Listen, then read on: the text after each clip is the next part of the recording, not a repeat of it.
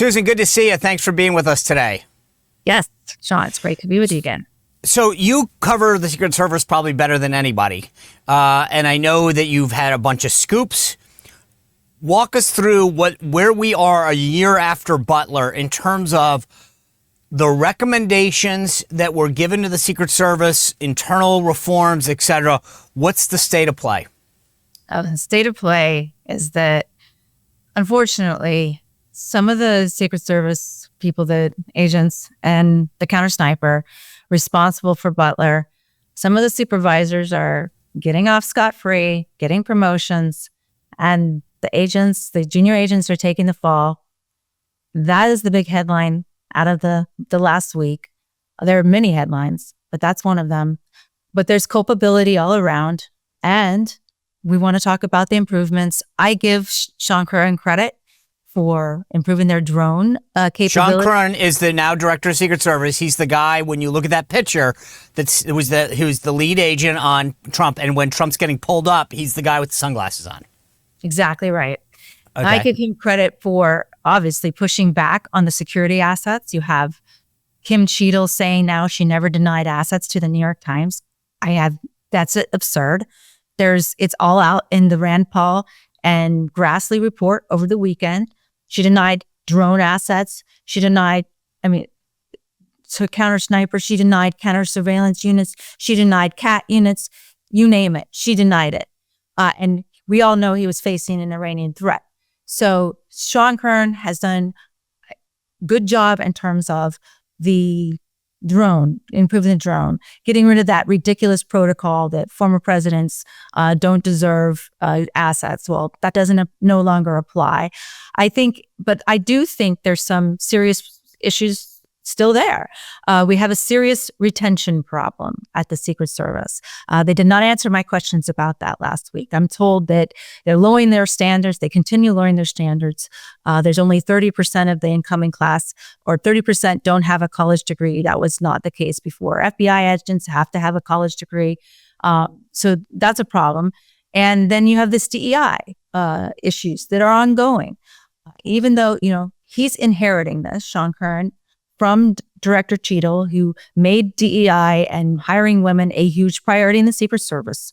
And it's causing serious problems within the agency. I reported on this cat fight recently that took place outside of President Obama's residence between two female agents. It was absolutely absurd and ridiculous. So he's still grappling with a lot of things.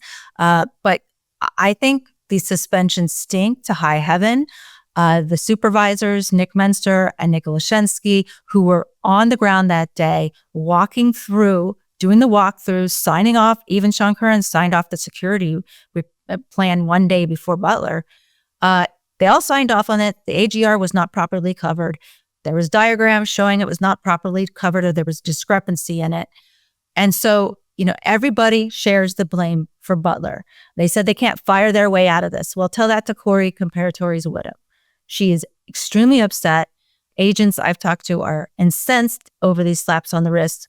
And yet, it's difficult because they're saying now that the Pittsburgh guys bear responsibility because they're falling on back on that old maxim that because it was a former president, Pittsburgh needs to take the fall. So the only supervisors that were given suspensions, even though they were mild, 10 days and 14 days, are from the Pittsburgh office. Even the counter sniper, the counter sniper that was the hero out of J-13, out of Butler, he made the kill shot of Thomas Cribb, killed him. He's also, these reports we discover, responsible for that terrible counter sniper plan that didn't put anybody on the roof. So they have their own plan. They do their own separate, but they were brought in late, 2 days beforehand. So, I'm hoping that there are huge lessons learned. I know that there are. I know Sean Curran has made improvements, but we need to keep the pressure on because there's still serious issues that the Secret Service is dealing with. I'm told the counter snipers are not instituting some of the reforms that they should be. They're not being paired with local law enforcement when they go out in their postings. They're doing that. I don't know why they're not doing that. That would be to eliminate any communication problems that occurred. Forget radios. Have the guy sitting next to you with his own radio. Communicate with him directly. So there's some just myriad issues. Sean, I reported on Saturday that Donald Trump at a Christmas party with this detail after a rough period, to put it mildly, he said, you can recognize that there's one person that's not here with us tonight. And that person was Mio Perez, the junior agent in charge of the site security. He said there's a reason for that. And then he told others, I don't want that person anywhere near me. Well, now we come find out, fast forward, she got 42 days unpaid suspension. That is a slap on the wrist. No one was really held accountable.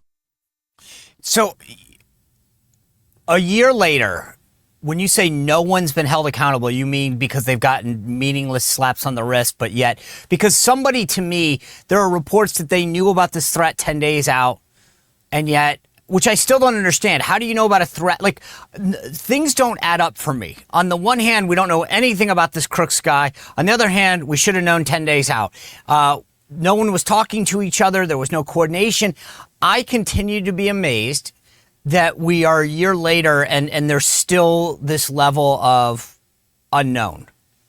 Yeah, absolutely. And Senator Ron Johnson on Friday, I've been really kind of upset with Congress, and it's been like crickets from them with Secret Service oversight. I covered, Jason Chaffetz when he held hearings, and he hauled the directors in at the time, and he just grilled them over and over and over again. And now we haven't seen any of that after 2 assassination attempts. But now we see this Rand Paul report. It is a gold mine of information. I was live tweeting it as I was reading it yesterday, and Grassley's report. So now we know what they've been up to. And what's interesting in this is Senator Ron Johnson subpoenaed the FBI for information about Thomas Crooks on Friday. So he waited till Friday to subpoena. But in the report, the Rand Paul report, it says that the FBI, after briefly sort of a glimpse of cooperation under the new administration, they have not been cooperative since February, since one meeting in February, an initial meeting in February. So, we need more information about Thomas Crooks, and the Secret Service needs to be more forthcoming with their transparency. Rand Paul had to subpoena those suspension records from the Secret Service on July 1st. He subpoenaed. They didn't hand them over to July 3rd of this year. I mean, this is absurd. So, based on your reporting, I asked this of Selena Zito, and this really wasn't her thing, but there were reports initially that there was some higher state or non-state actor involved, like Iran. Is it your belief that this guy acted alone, or is there more to it? I don't have any proof that he acted alone, but I mean, we have some serious timing issues. Okay, so you had Asif Merchant, the Pakistani citizen who had just visited Iran for 2 weeks, arrested by the FBI on J12, the day before the rally. We have the proffer. I posted it on X at the time that Grassley put out, his proffer showing detailed, granular information about how he was casing the Secret Service for months. Should we use a long gun or a short gun? Should we do it at an outdoor rally or an indoor rally? I mean, this was absolutely happening. They were plotting and planning. Thankfully, the FBI undercover agent, he paid this guy, Asif Merchant, paid an FBI undercover agent $5,000 to start in the assassination plot against Donald Trump. We know this week that the Iranian plot is not going away. The Iranians said just this week that they could get Donald Trump with a drone sunbathing at Mar-a-Lago. Now, I think that's a joke. I think the drone technology has seriously improved at the Secret Service, but it was highly lacking last year, and I blame Cheatle and Ron Rowe for that. Cheatle did take the fall. So, I think she needs to be held in contempt of Congress because she lied to Congress. This, according to the Grassley and Rand Paul reports. There needs to be more aggressive action taken against some of the players here that prevaricated, lied, and were responsible for this. I am even casting some blame on the White House. The White House, I asked these questions last year. I was waved off the story. The White House staffers did not want the farm equipment that the Secret Service wanted to block the line of sight from the AGR building to the stage. Now I'm trying to get more information about that. That's according to the Rand Paul Grassley report that came out this weekend. The staffers did reject that. So everybody played a role in this. No hands are clean, but now it's time for accountability. I want Sean Curran to get an in-depth interview with me or whoever he wants, you, Sean, whoever he thinks is comfortable with, and outline the reforms and go back and forth, have questions, do a press conference. These are our reforms. This is how we're responding. None of that has occurred. And it's bizarro world that the media has dropped this story like a hot potato. And, I'm out here alone in the wilderness trying to find answers. And instead of providing me answers, they are taking legal action against my sources, witch hunts, watermarks on emails, so that if they give them to me, they'll find out who it is. They're spending, it appears to me now, I'm sure this is not the case, but there's an inordinate amount of time spent on going after my sources rather than being forthcoming. And I told them, tell me there are reforms. I'm happy to write a positive story. Tell me, sit down with me. I have granular knowledge of this. I've been exhaustively reporting this for the last year and then during the Obama administration. It's not partisan. It's not political. I care about saving the president's life, keeping him safe. I care about our continuity of government. Please sit down with me. Nope. Softball interviews. It's all been softball, and also going after my sources. It doesn't really play well with the American public with Helen Comparatory if you know this, how much they've obfuscated. And I mean, let's be honest, flat out lied to me multiple times, and they keep the same comms director in place.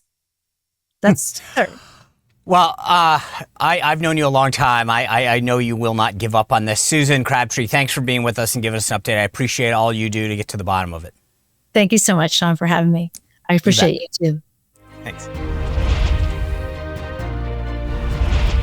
Well, if you enjoyed this content, make sure to like this video, subscribe, and click the notification bell to get more.